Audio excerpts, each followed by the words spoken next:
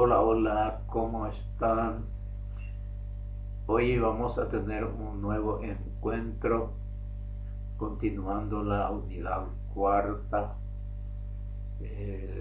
tocando los temas referentes a el ser conocente, las cosmovisiones culturales, el cambio cultural y la educación. En el encuentro anterior habíamos hablado de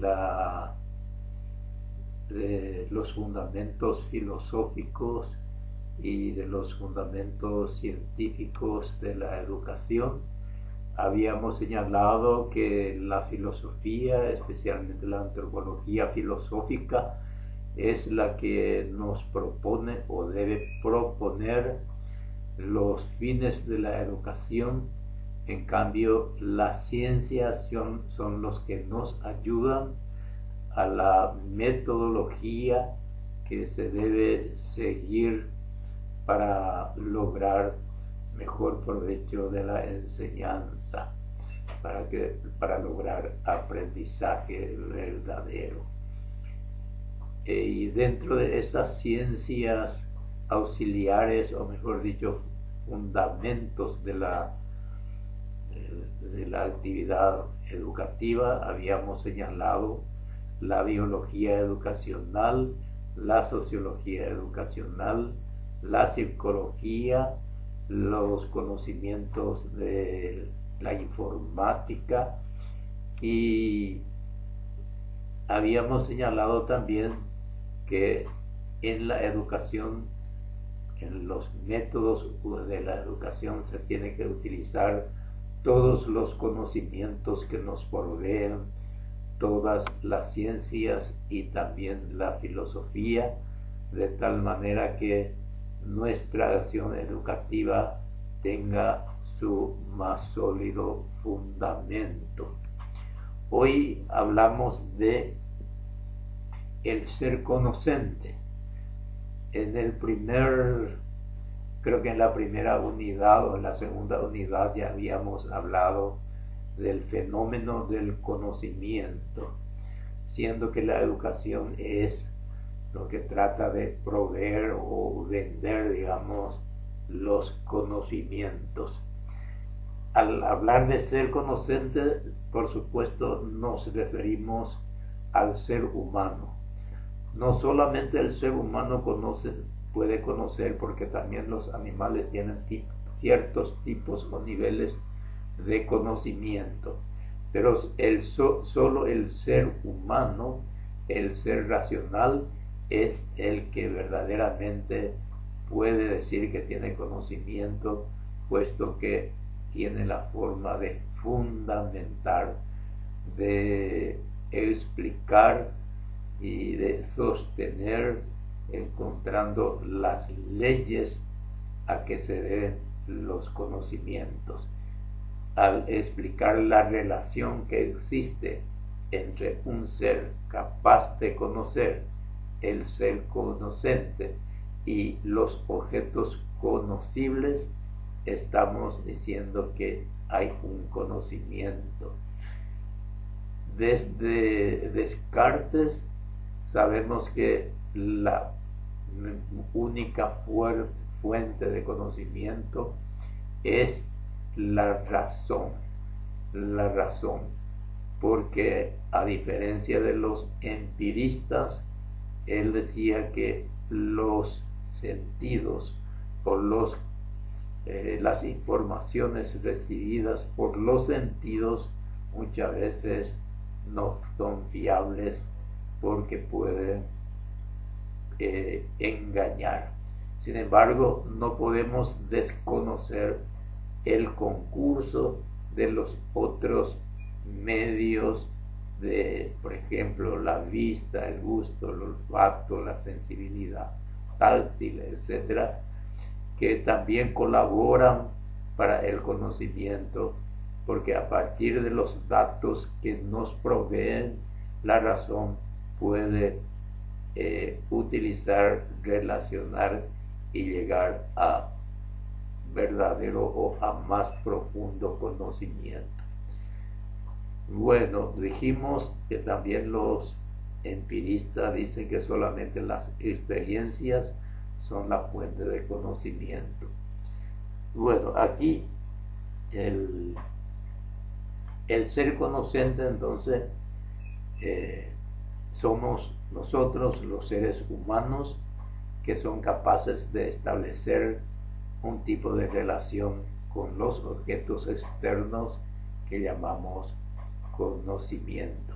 Hay muchas filosofías o muchas corrientes filosóficas que no aceptan la posibilidad del conocimiento, especialmente los sofistas, Gorgia, Protágoras, etc., decían que los conocimientos verdaderos el ser humano no puede obtener. El mismo Manuel Kant dice que conocemos los fenómenos y no los noumenos, a que llama el noumenos aquello que supuestamente está subyacente debajo de los fenómenos que conocemos, y ese algo que se supone subyace en el fondo de los fenómenos que decimos conocer, ni siquiera sabemos si existe porque no se encuentra y no se puede conocer. Entonces, para Kant el conocimiento es de fenómenos y no del noumeno o la esencia de las cosas. Otras posturas filosóficas, como especialmente el idealismo, cree que el sujeto conociente construye su objeto de conocimiento, construye su mundo, construye a través de sus capacidades el mundo. Y vez pasada ya habíamos dicho que mi mundo es aquello que yo conozco, es decir, aquello con que yo tuve algún contacto, alguna experiencia a través de lectura, a través de visitas, a través de encuentro con las cosas y hasta a través de lo que imaginamos a partir de lo que hemos visto y oído. Entonces, cada uno construimos nuestro propio mundo. Nuestro universo mental está constituido por todo aquello que nosotros hemos experimentado a través de la existencia. Para el idealismo, entonces, el conocimiento es algo que nosotros creamos. El conocimiento es el ser genera su propio mundo y su propio conocimiento. En realidad, lo que yo veo como mi mundo es aquello que yo conozco, aquello que tengo yo presente en mí. El profesor y filósofo alemán Ernst von Glaser, 1917-2010, es un exponente del constructivismo. El constructivismo sabemos nosotros que es una teoría que dice que el conocimiento se construye y no es un objeto hecho y que hay que entregar a otro, sino el conocimiento se debe construir y la construcción debe obedecer a ciertos intereses, a ciertas realidades nuestras y a la realidad objetiva que nos envuelve, que nos rodea.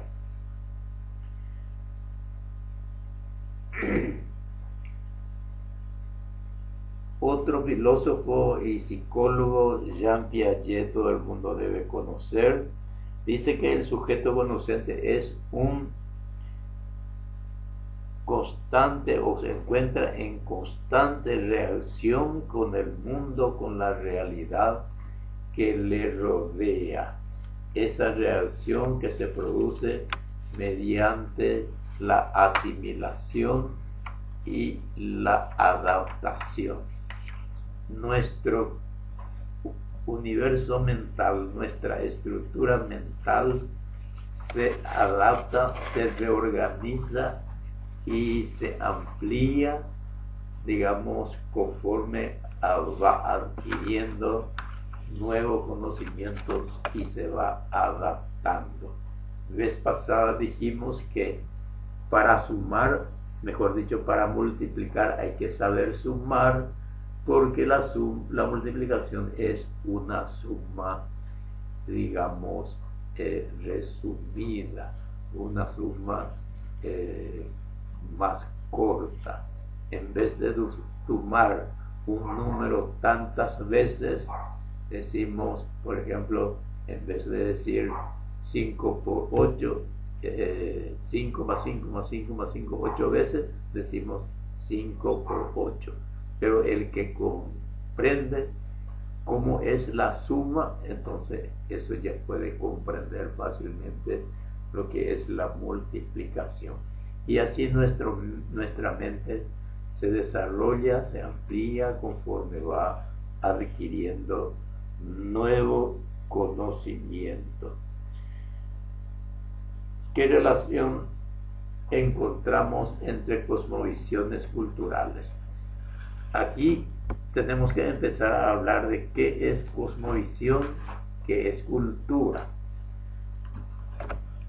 Cosmovisión viene a ser como la visión panorámica general que la gente, tanto una época, un pueblo, una persona, una edad, tiene sobre su realidad y sobre sí mismo. Cada cultura, cada pueblo, cada época, cada edad tiene un tipo de cosmovisión, es decir, cómo ve el mundo en general, cómo comprende el mundo en general y él a sí mismo dentro de ese mundo. Aquí podemos dar una pequeña lectura. El término cosmovisión se refiere al conjunto de opiniones y creencias que conforman la imagen o concepto general que tiene una persona, una época o una cultura, y a partir de la cual interpreta su propia naturaleza, su propio yo y todo lo que existe. Es como la visión panorámica subjetiva que posee una persona, un pueblo, una época. Para juntar el sustantivo cosmovisión con el adjetivo culturales es necesario también saber entonces qué es cultura. Cultura. A mí me había quedado una definición muy interesante, me parece, de un profesor de filosofía, y dice que cultura es el conjunto de todas las realizaciones humanas de carácter material e inmaterial con el objetivo de resolver todos los problemas y necesidades a que se encuentra la humanidad en su devenir histórico, en su pasado, presente y en el futuro. Y ese conjunto de hechos, de cosas, de realizaciones de un pueblo a través de ciertas épocas, ese conjunto tiene una incidencia o tiene una manera de formar nuestra visión, nuestro modo de entender. ¿Por qué decimos que porque las culturas o los elementos culturales son todos aquellos que la humanidad ha realizado a través del tiempo para resolver sus propios problemas? Y tomemos algunos pocos ejemplos, y tal vez lo más un poco, común, ahora muy en uso. ¿Para qué se crea el cementerio, para resolver el problema de los muertos. Hay que saber dónde destinar. ¿Para qué se crean los libros? Para poder transmitir las ideas que uno ha obtenido, la verdad que ha encontrado, los conocimientos que han construido, etc. ¿Para qué se crean las rutas? Para resolver el problema del tránsito de personas y de mercadería, facilitar comercio, etc. ¿Para qué se crea la música? Para satisfacer la necesidad de diversión, de alegría, de sentir algo bello que nos da la música. Y así, todo lo que el ser humano ha creado para resolver algún tipo de necesidad. Por eso el profesor decía, el conjunto de todas las cosas que el ser humano ha realizado a través del tiempo para resolver sus problemas constituyen la cultura. Los primeros hechos culturales probablemente se sucedieron cuando alguien vio una fruta arriba en el árbol, no podía alcanzar y no podía subir y preparó un gancho, una planta, preparó un palo para echar. Desde ese momento, ese palo que tiene huella humana para lograr un objetivo constituye un elemento cultural. Y así se han hecho miles y miles de cosas, de artefactos de altos niveles de tecnología, y todo es supuestamente para resolver nuestros problemas o nuestras necesidades. Pero este conjunto de cosas que creamos para resolver las necesidades llamadas cultura, se puede dividir en dos grupos: la cultura objetiva y la cultura subjetiva. La cultura objetiva viene a ser todos los elementos realizados, producidos y que están ahí como a mano de todos los que puedan echarle mano y utilizar. Están ahí.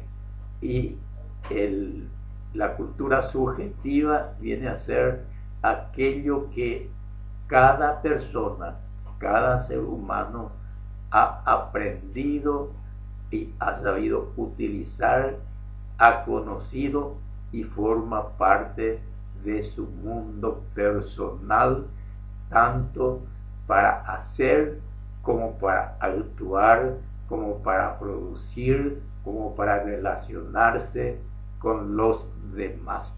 Una persona culta es aquella que conoce mucho, tanto de tecnología, tanto de ciencia, tanto de artes, tanto de música, como también de literatura, y también tiene una forma refinada de manifestarse y de relacionarse con la gente. Esa persona tiene una cultura subjetiva suficientemente desarrollada, aunque no conozca todos los elementos culturales que conforman la de la sociedad en general. Por eso tenemos cultura objetiva, el conjunto general que está ahí, y la subjetiva, la cultura que cada uno tenemos. Y bueno, ¿y cuál es la relación que existe entre educación y cultura? Podemos decir que la relación es simbiótica. Hablar de cosmovisión es hablar de cultura, y hablar de cultura es hablar de educación. ¿Por qué? Porque al final lo que la educación pretende es convertir todos los elementos culturales en bienes educativos. ¿Cómo convertimos en bienes educativos todas las culturas de una comunidad, incluyendo dentro del currículum de estudio y poniendo a la práctica. ¿Y cómo se hace eso? A través de las instituciones de educación formal, no formal e informal. Por eso toda la cultura es lo que transmitimos a través de la educación mediante las personas especializadas, mediante las instituciones especializadas, escuelas, universidades, iglesia, etcétera, y mediante otros elementos u otras realidades sociales como las empresas, cine, televisión, diarios, etcétera, que justamente también nos atosigan muchas veces de informaciones y van influyendo en nuestra formación, en nuestra sociedad. Bueno, ¿qué relación tiene? Bueno, ya hablamos de esto. Bueno, ahora tenemos el otro tema, cambios culturales y educación. Recién hablamos de cultura y cosmovisión. Ahora hablamos de cambios culturales y educación. La cultura, sea cual fuere el pueblo que la cultiva, está en permanente cambio, está en permanente dinamismo, no se queda nunca. Y aquí podemos decir que la palabra cambio probablemente sea una de aquellas que más se escucha en boca de mucha gente, especialmente en el ámbito político. Pero tenemos que preguntarnos un poco, ¿cambio de qué? ¿Qué es el cambio y qué es lo que vamos a cambiar? Podemos decir, ¿va a ser cambio de hombre o de instituciones? ¿Cambio estructural o solo coyuntural y de periferia? ¿Cambio de ideología o de utopía? Ideología sabemos que es el conjunto de pensamientos producidos por la sociedad, por un grupo generalmente de gente, que sirve para sustentar, para justificar, para legitimar un gobierno o una forma de realizar gobierno. Las ideologías entonces sirven como pensamientos que justifican, que legalizan, que legitimizan un estado de cosas que beneficia a un sector de la sociedad. En cambio, la utopía viene a ser el pensamiento de la gente dominada, que por estar en situación de dominación, la realidad que le envuelve no le es muy favorable y por tanto sueña en un cambio. Pensamiento utópico es el pensamiento que pretende cambiar la realidad política, económica, social, etcétera, pensando que puede beneficiar a más gente, llegar a beneficio a aquellas personas a quienes no llegan. Bueno, podemos hacer más preguntas porque podemos decir que se cambia conducta o se cambia persona. Los cambios son concretos para cierto éxito de un sector. ¿A dónde nos lleva el cambio? Nos lleva al éxito o al fracaso, hacia adelante o hacia atrás.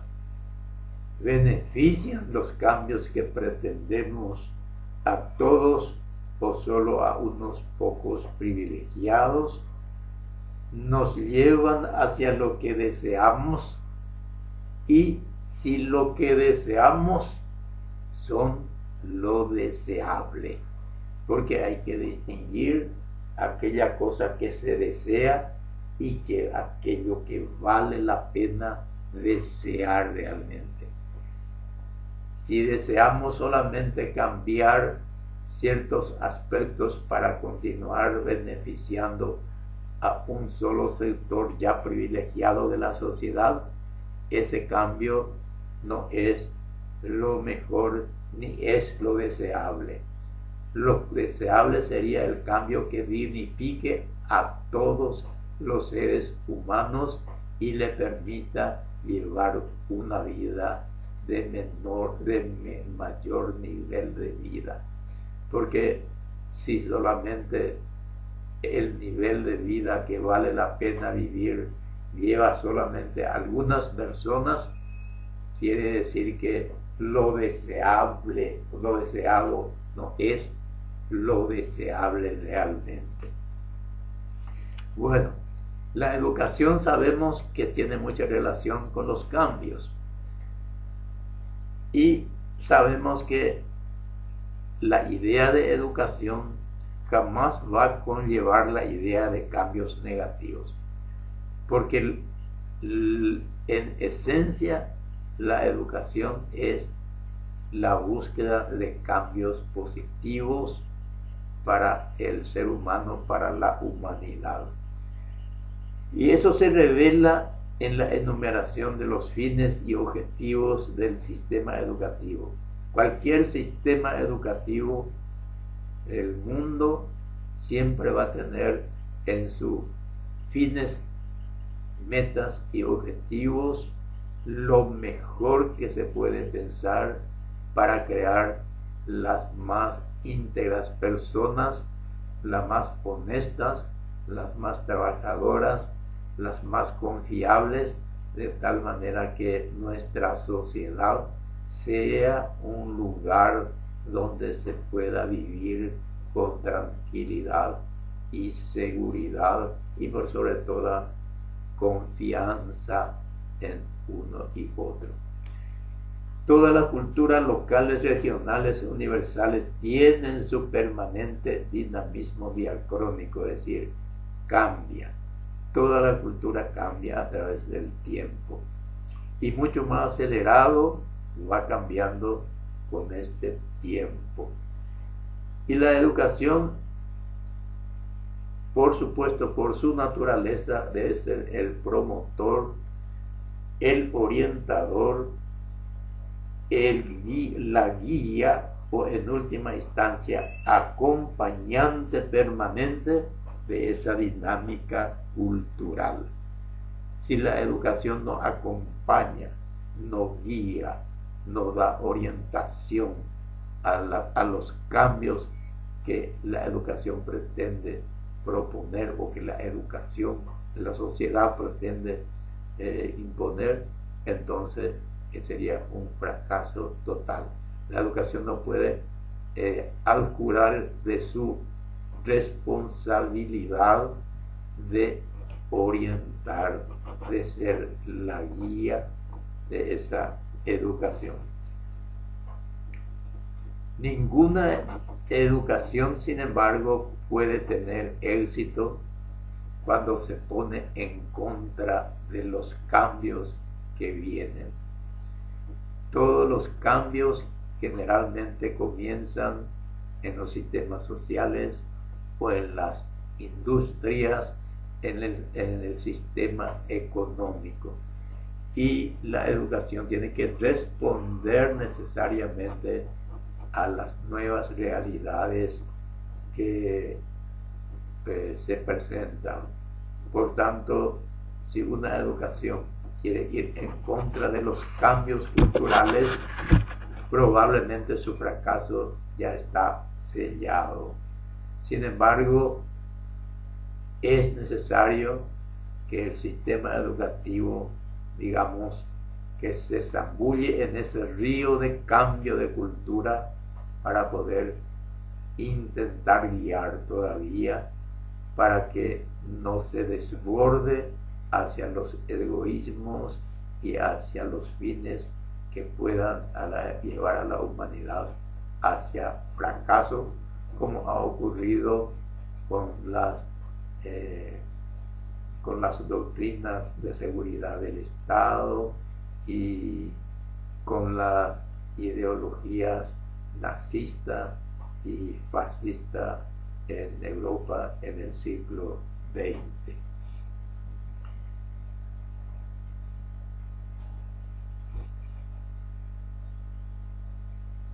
Bueno, decimos que no se puede renunciar a la fundamental función de luchar por formar ciudadanos imbuidos de valores que permitan seguir soñando en un mundo mejor para que todos puedan tener un espacio en el mundo donde valga la pena vivir. Sintetizando un poco entonces, el ser conocente es el hombre que en su relación con el mundo que le rodea siempre busca conocer, y de hecho conoce, y su conocimiento le ha permitido a crear artefactos, maquinarias y maravillas de viajes, etcétera. Va avanzando. Ese avance será indefinido, no llega a su fin, ni siquiera sabe si va a tener fin, salvo caso que la humanidad tenga un colapso total. La cultura es producto de la persona, de la sociedad, y contiene, o mejor dicho, está formado de elementos tangibles e intangibles. Los tangibles son todas las cosas que podemos ver, tocar, los artefactos, caminos, maquinarias, etcétera, y los de carácter intangible, o mejor dicho, espirituales, que son las artes, la ciencia, la filosofía, los conocimientos en general, y todo esto son lo que al final de cuentas constituyen los contenidos de la educación que se transmite a la nueva generación mediante las instituciones ya especializadas o no a través del tiempo. Y los cambios culturales existen, pero no todas las veces los cambios nos llevan hacia donde deberíamos irnos, sino también puede llevarnos hacia el retroceso y hacia lo que ni siquiera querríamos ir. Por tanto, es importante, es necesario saber si lo deseado es lo deseable. La dinámica cultural es un hecho incuestionable que no para, y la educación tampoco puede parar, porque tiene que acompañar, guiar, seguir esos cambios, porque su función es exactamente guiar para que los cambios sean lo deseable y que nuestro mundo llegue a ser un hogar más agradable, donde todos podamos decir que vale la pena vivir en él, que es el único hogar de todos. Hasta aquí nuestro encuentro hoy. Vamos a alzar en la plataforma, y mañana voy a realizar voy a preparar los temas de evaluación. Esta es la clase 9, y los temas de evaluación corresponderán también entonces a la clase 9, y con esto nos faltaría 10, clase 10 y 11 para completar el semestre y luego hacer alguna recapitulación. Muy bien, hasta pronto, y el próximo jueves tendremos la clase para aclarar algunos temas que crean ustedes convenientes. Buenas noches.